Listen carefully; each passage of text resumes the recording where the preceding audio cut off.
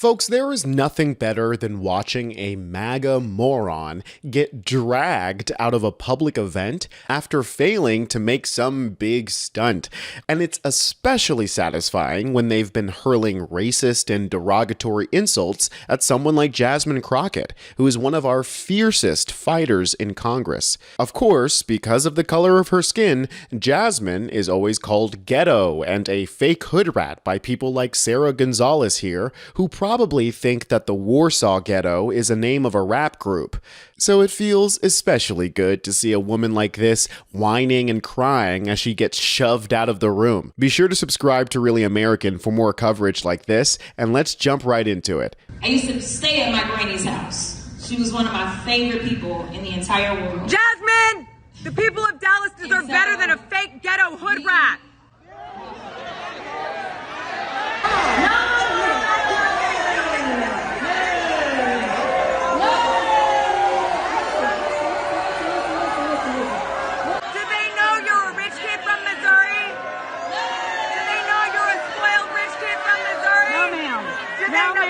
No, ma'am. Don't touch me. Get your ass out of here. Get your ass out of here. Get her off me. Get off me. Get out.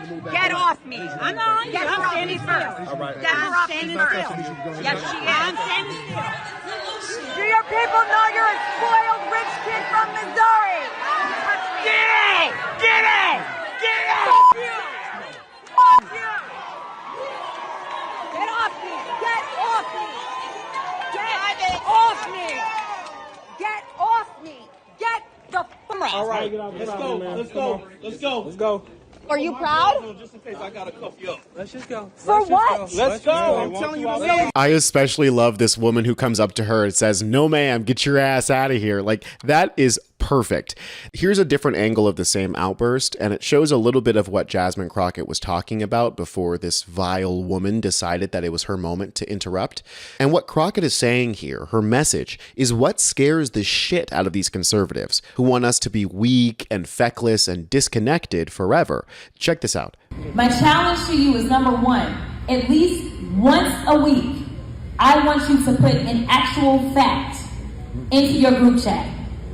Do not assume that anyone that is in your orbit knows any of this information, okay? That's number one. Number two, I want you to challenge yourself at least once every 2 weeks to get to know your neighbors. Because there used to be a time back in the day, I was talking to somebody the other day. I used to stay at my granny's house. She was one of my favorite people in the entire world. And so we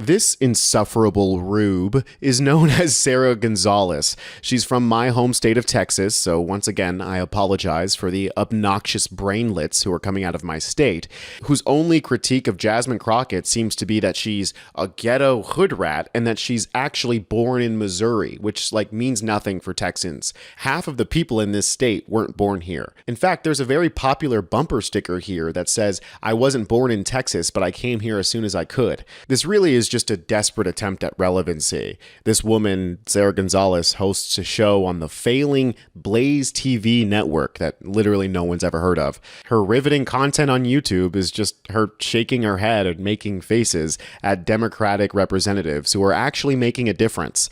I think this is a testament to the power that Jasmine Crockett has over the conservative mind. Some sort of Jasmine derangement syndrome, we can call it. Because Sarah Gonzalez here wasn't the only person to interrupt. This woman, who goes by the name Blonde Conservative, had the same idea, and it went about as well for her as it did for Gonzalez. We gotta keep connecting. I assure you that if we start to connect with one another, it is so much harder to hate each other.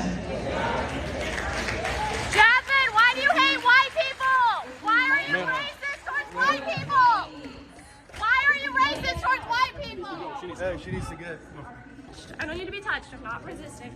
I will leave. Now, I just can't ignore the hilarious accusation that Jasmine Crockett is racist towards white people, especially coming from somebody who supports an administration that posts stuff like this. Which way, American man? Homeland Security asks, with a picture of Uncle Sam not knowing where to put a sign that says law and order on a signpost of stuff that implies that immigrants are taking over our country.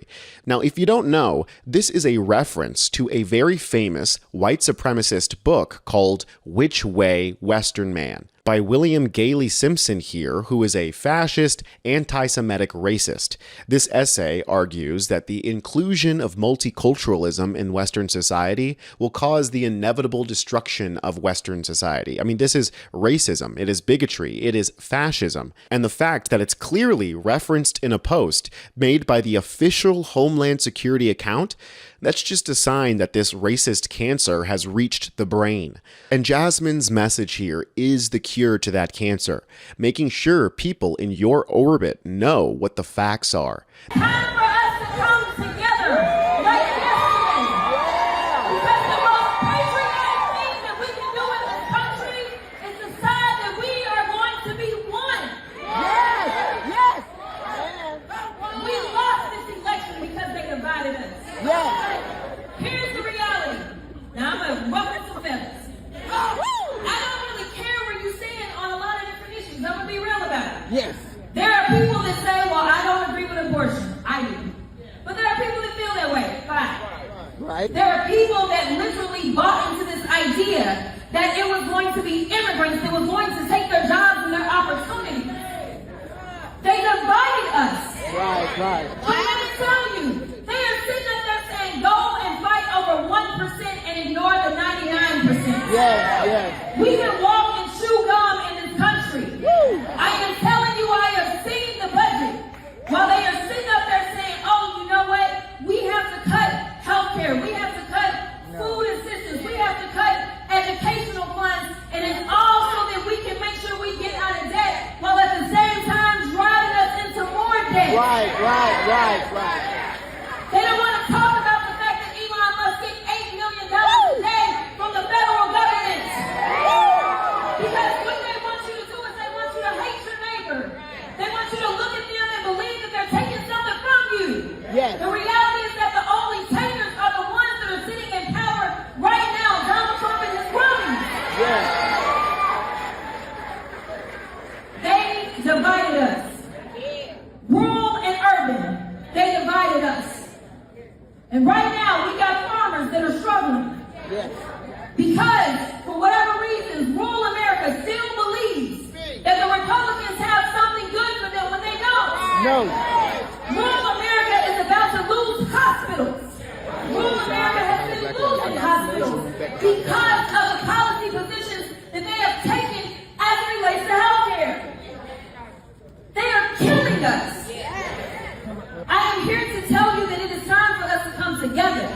This right here is the kind of marching orders that we need to hear from every Democrat, because all of us have a personal responsibility to make sure that our loved ones, our friends, our family members, our coworkers, that they know what the Trump administration is up to. It's really easy to feel spiteful towards others, to judge other people for not knowing the information that we know, to blame them for not having the agency to look into these things on their own. But those feelings of justified superiority, they don't serve our cause overall. In the end, being part of a community means helping those who disagree with us understand the truth. And we can do that by sharing the truth relentlessly, by having a vigorous, intentional dedication to the truth. There is nothing that makes these lying conservatives more angry than spitting the truth. We all need to be like Jasmine Crockett, unafraid of the criticism, unafraid of the jokes and the snide remarks and the slurs. Let them come for you in your own life. Let them talk behind your back. Let them yell in your face. But always be known as the person who speaks the truth. Our coalition can only grow larger as we dismantle the fake news that has infected the minds of our coworkers and our friends and our family members. But dismantling those lies is going to be uncomfortable. We have to have the courage to stand up to the people in our own lives when they repeat Trump's bullshit. All of us have a responsibility to have those uncomfortable conversations, to risk being annoying or the pariah in the family because you always bring up politics. But don't be afraid to speak the truth, because the truth will set us all free. If you want to stay up to date on what's really happening in America, then you can stay informed by subscribing to Really American. I'm Tony Hinderman, and I'll catch you next time.